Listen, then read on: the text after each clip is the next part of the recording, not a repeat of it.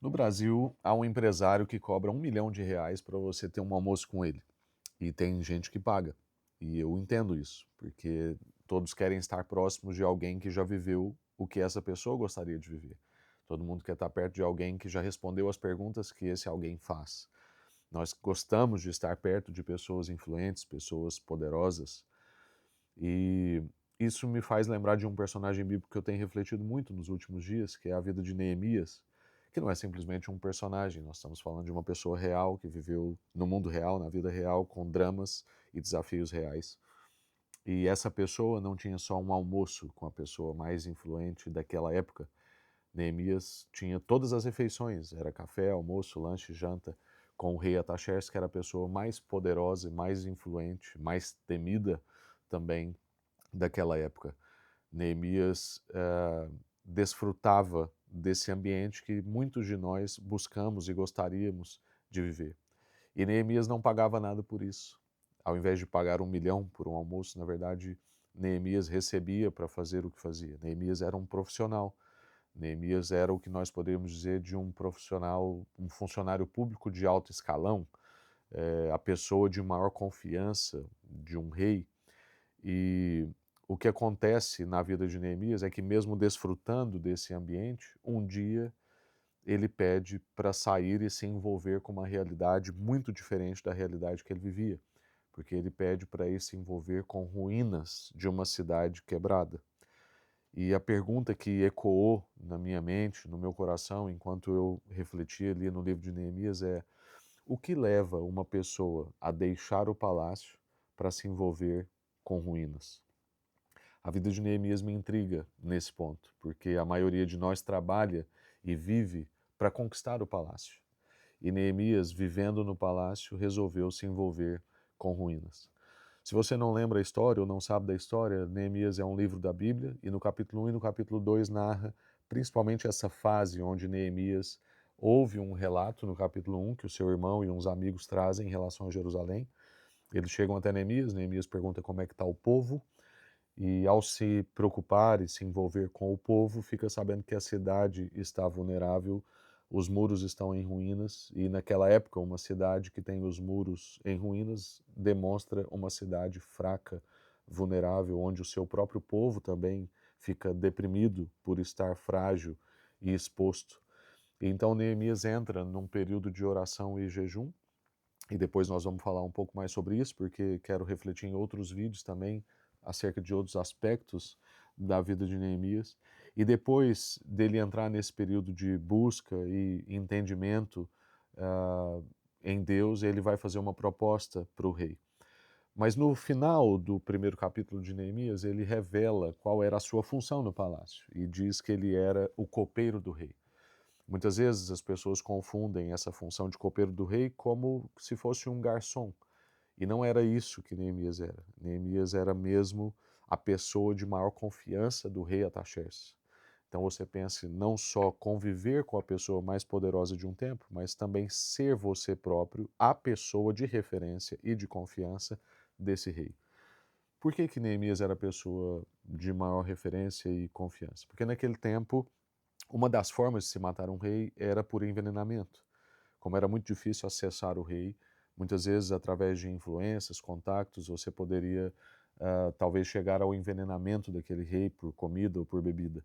Portanto, Neemias, sendo copeiro do rei, era a pessoa que provava da comida do rei todos os dias. Isso induz-nos a pensar que provavelmente Ataxerxes confiava mais em Neemias do que na sua própria esposa, porque muitas vezes a própria esposa era um instrumento de envenenamento na vida de um rei.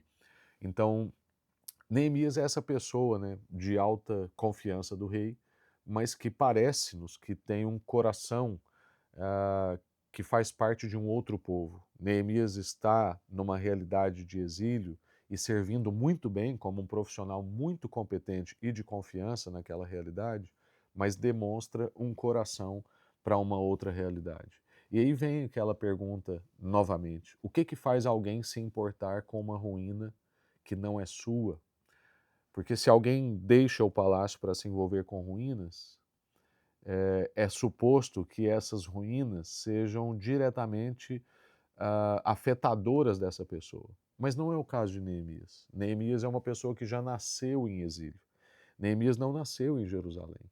Neemias está confortável no palácio. Neemias tem uma vida segura. Neemias tem uma vida de influência. Neemias é um profissional capacitado. Neemias tem a atenção e a confiança da pessoa mais poderosa daquela época. O que que leva alguém a se importar com uma ruína que não é sua?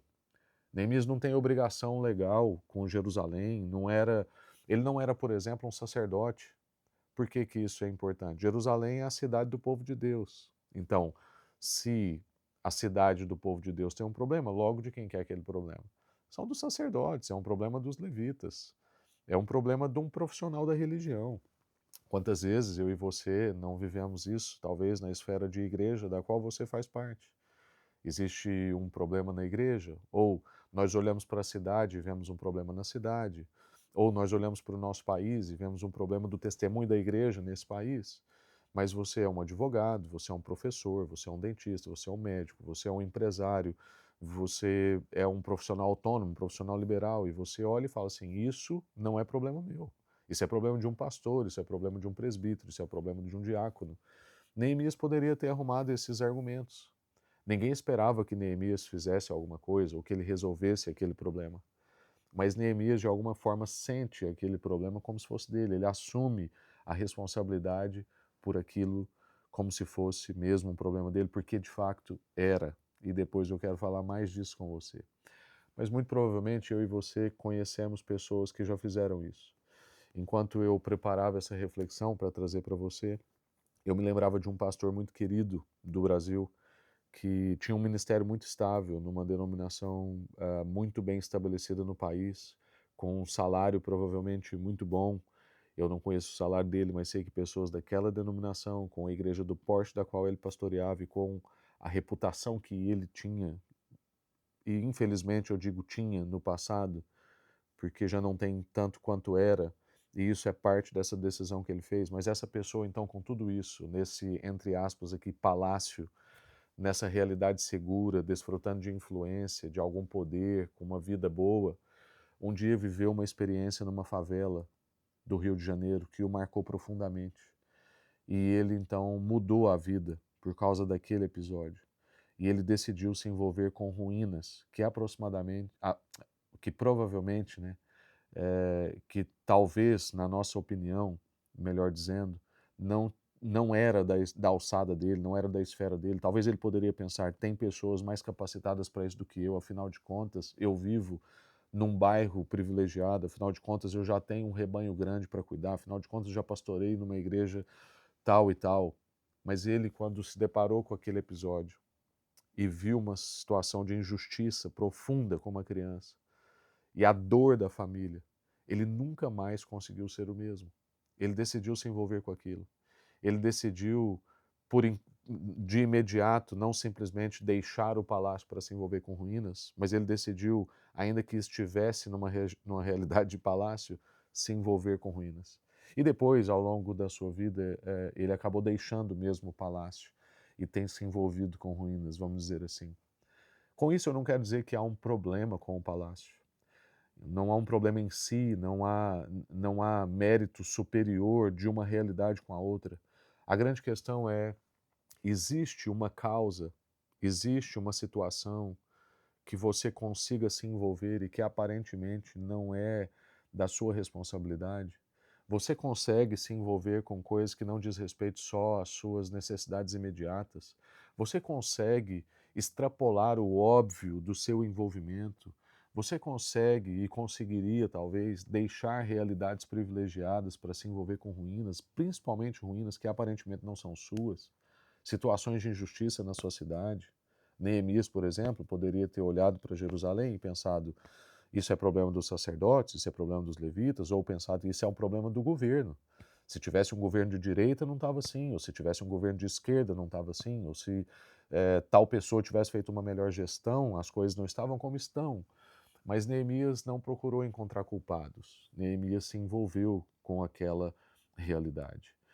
E a resposta que eu encontro nas Escrituras, pelo motivo ao qual fez Neemias fazer o que fez, ou que fez, por exemplo, esse pastor que eu acabei de citar, fazer o movimento que fez, não são motivos de culpa, não são motivos de obrigação, não é um motivo também de ambição egoísta, é um motivo de amor. É o mesmo motivo que nós vemos em Jesus. Isso não é romantismo ou uma frase piegas. O que faz uma pessoa como Neemias deixar a realidade de palácio e se envolver com ruínas? O que faz essa figura pastoral que eu mencionei deixar a sua realidade estável, segura, confortável para se envolver com ruínas de uma favela? O que faz eu e você deixarmos as nossas realidades muitos dias privilegiadas, ou num dia que a gente separou para o descanso, num dia que nós gostaríamos de fazer algo só para nós e aparece uma situação que nós vamos lá e nos envolvemos e ajudamos. O que faz nós fazermos isso não deve ser culpa, não deve ser ambição, não deve ser obrigação, mas é um movimento de amor. E como eu disse, isso não é só piegas ou romantismo, isso é olhar para Jesus e imitá-lo.